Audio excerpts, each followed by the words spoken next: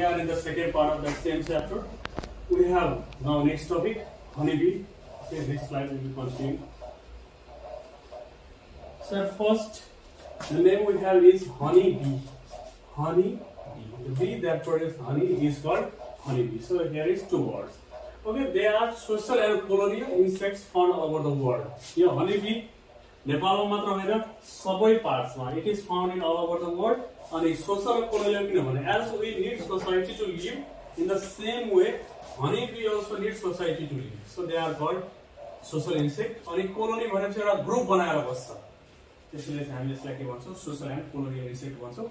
अब what is the classification of this honeybee? Honeybee को systematic position के छ? एउटा kingdom Animalia, subkingdom invertebrate as it has no backbone. यसको पनि backbone हुँदैन त्यसैले यो invertebrate छ.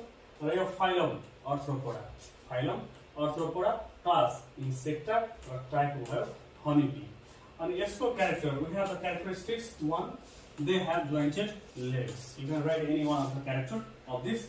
यसबाट सोध्ने भनेको why honeybee are called social and colonial insects? Because they want to live in groups and in society. Write the systematic position of honeybee with 2 marks and with character. Okay, next slide. Okay, next slide we have habit and habitat. What type of insect is honeybee and where do honeybee live? Honeybee बस्ने कहाँ? एक number they live in nest or beehives. Good बनाएर पनि बस्न सक्छ वा hive बनाएर पनि बस्छ. अनि खाने के they feed on pollen and nectar.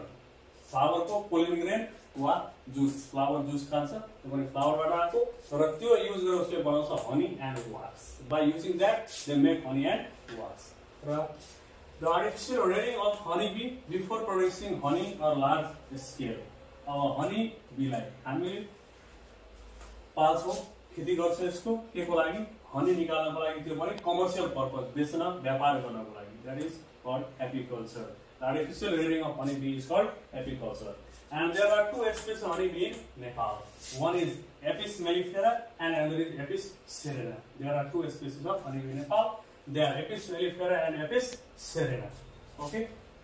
So next, caste of honeybee. यो एउटै हाइभमा जति हनी हुन्छ, honeybee हुन्छ, त्यो honeybee जम्मा 3 ग्रुप हुन्छ. That is caste of honeybee. One is queen, another is drone, and another is worker. जसमा फर्स्ट छ queen.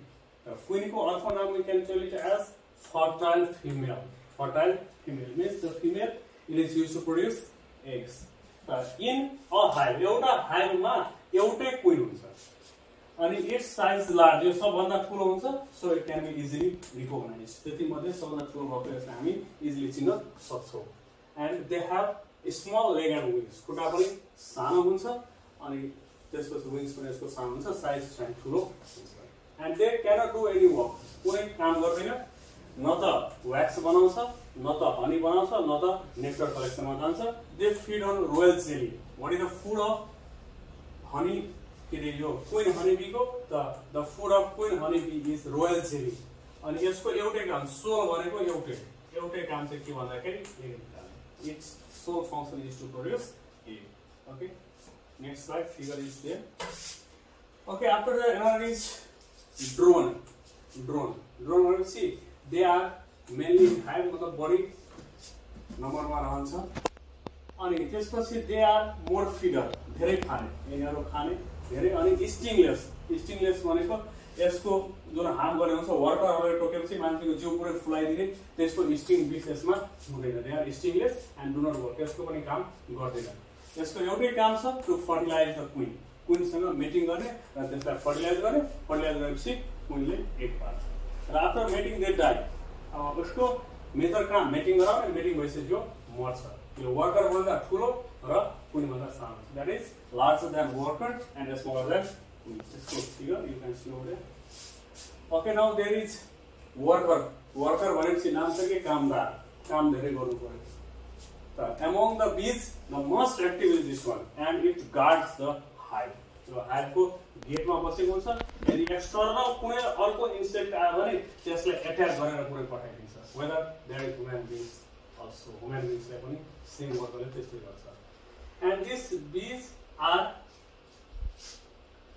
rather than queen and drone in a hive भनेपछि queen र drone बाहेक जुन छ त्यो चाहिँ के हुन्छ worker bee हुन्छ अनि they are smaller than both यो दुईटै भन्दा सानो पनि हुन्छ र यसको खुट्टामा पोलन ब्रश हुन्छ यहाँ ब्रश जस्तो लागेको हुन्छ खुट्टामा अनि त्यसले गर्दाखेरि चाहिँ पोलन ग्रेन उसले बोकेर ल्याउँछ ओके नेक्स्ट स्लाइड अब चाहिँ यो वर्करको फंक्सन तीन मार्क्समा तीनवटा सोध्न सक्छ what are the function of worker function त धेरै छ just we have four now first one is they collect pollen nectar and water from colony त्यो कोलोनी भित्रको जति बी छ त्यो सबै बी को लागि बाहिर गएर डिफरेंट प्लान्टहरु सर्च गरेर त्यहाँबाट पोलन फ्लावर जुस वाटर सबै लिएर आउँछ त्यो ल्याइसकेपछि त्योबाट सबैले खान्छ now they keep the hive clean र हाइवको क्लीननेस पनि यसले गर्छ त्यस्तै they guard the main in front of the hive त्यो हाइवको मेन गेट हुन्छ त्यो गेटमा गार्डिङ गरेको हुन्छ धेरै मात्रामा हुन्छ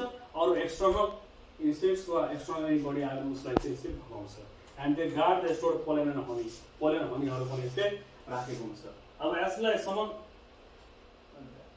ओके सो अनि यसलाई चाहिँ एज अ समराइजमा भन्दाखेरि function of queen the to produce egg function of drone the to fertilise the queen अनि यसको फंक्सन यो इन्टे हामी लेख्न सक्छौं after that we go to next slide अब diagram of worker honey bee को फिगर छ यो फिगर जुन छ लेग्स दिएको छ लेग्स मा यो पोलन ब्रश छ यसले चाहिँ पोलन ग्रेनलाई समात्ने काम गर्छ अरु सबै चाहिँ उनीहरु जस्तै सेम हुन्छ okay next once more back अनि यसको यो जुन प्रोबोसिस छ अगाडि दिएको त्यो प्रोबोसिस र एन्टिना यो दुईटा भाग युज गरेर यसले यहाँबाट स्टिङ निकाल्छ मीन्स विषालु पदार्थ निकाल्छ जसले गर्दाखेरि चाहिँ ह्युमन बिङ्स वा अदर एनिमल्सहरुलाई असर गर्ने गर्छ यो दुईटा भाग उसको बडीमा कभर हुन्छ okay next Now life cycle of honeybee. Now life cycle of honeybee completes in 4 stages as in silkworm.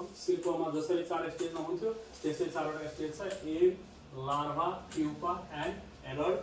यो प्रोसेसलाई पनि हामी metamorphosis भन्छौं. This process is also called metamorphosis. And the life cycle of honeybee in diagram is presented here. At first we have egg, then larva in initial stage, then in final stage. त्यसपछि pupa in initial stage pupa in final stage र यहाँबाट finally growth भएर भइरहेको छ यो adult honey bee okay next slide now explanation of that first we have a when the queen mates means copulates with drone then the queen lays about 3000 eggs per day एक दिनमा 3000 eggs पाल्छ and she lays both fertilized and unfertilized egg. Fertilized egg पनि पार्छ र unfertilized पनि पार्छ. And the eggs are small, purely white and spingle shaped. Spingle shaped भनेपछि यस्तो रेखा हुन्छ. अनि जसमा fertilized egg बाट queen र worker आउँछ, unfertilized बाट drone आउँछ. Now after that we have larva. Job egg stage complete भइसकेपछि larva runs after 3 days. The egg changes into larva while a drone develops from unfertilized egg. अघि मैले भनेको थिएँ तिमीहरूलाई fertilized egg छ भने त्यसबाट queen र worker आउँछ. This was asked question in 2075 province 2 AC that was cancer paper. अनि त्यसमा fertilized बाट कुन आउने त queen र worker unfertilized बाट चाहिँ drone आउने. Same thing mentioned over here. After 3 days, egg changes into larva while a drone changes from unfertilized egg. The formation of queen and worker depend on. अब fertilized बाट त दुईटा छ queen र worker. त त्यो queen र worker कसरी छुटिने त खाना कस्तो खायो. If that has consumed royal jelly, then that becomes queen. If it has consumed another than royal jelly, then that becomes worker. And drone feeds on pollen and honey. After the completion of larva stage, the life cycle goes in pupa stage. And in this stage, the larva molts. Molts means change color many times. The queen larva after 5.5 days and drone larva 6.5 days. Worker after 6 days change their skin color. And this stage lasts for queen ma 7.5 days, drone ma 14.5 days, र worker ma 12 days. After that, यति दिन पछि चाहिँ यो के भइहाल्छ त adult मा चेन्ज हुन्छ. एडल्ट भनेपछि as soon as queen comes out, then the old queen goes out of the hive. अब नयाँ क्वीन यो अन्डा जुन पारेको हुन्छ त्यसबाट नयाँ क्वीन आयो भने पुरानो क्वीन केही वर्क लिएर अर्को ठाउँमा गइहाल्छ. That is called primary swarming. यो एकदम इम्पोर्टेन्ट क्वेशन छ 1 number. What is primary swarming? It is the process when the old queen goes out of the hive with worker when the new queen comes. This process is primary swarming.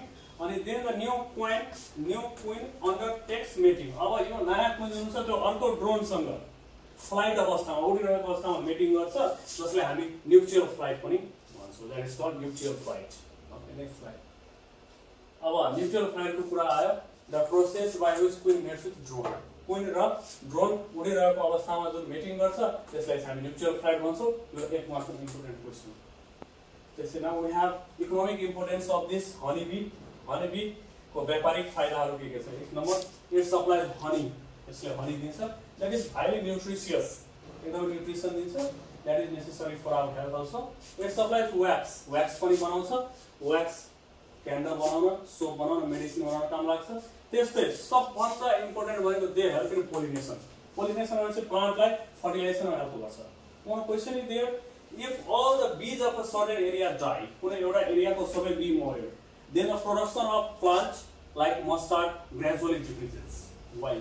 Because bee helps in pollination. Bee pollination गराउँछ तर be नै हुँदैन त्यसैले pollination हुँदैन. Pollination हुँदैन भने fertilisation हुँदैन त्यसैले यसको इकोसिस्टम अनब्यालेन्स हुन्छ. And they are also used by scientists and students for research and study. Scientists स्टुडेन्टहरु सबै मिलेर यसलाई चाहिँ के गर्छ रिसर्च गर्ने काम गर्छ. That is economic importance of this honeybee. Okay, now metamorphosis in honeybee.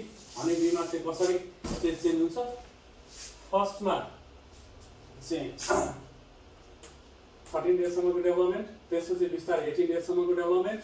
यो छ रोयल जेली खाएर बन्यो क्वीन, अनि त्यसपछि वर्कर जेली, यो अर्को जेली खाएर वर्कर. त्यसरी चाहिँ हाम्रो यो मेटामोर्फोसिस प्रोसेस हुने हुन्छ. That's all in this honeybee. We have completed this chapter. That's all. Thanks.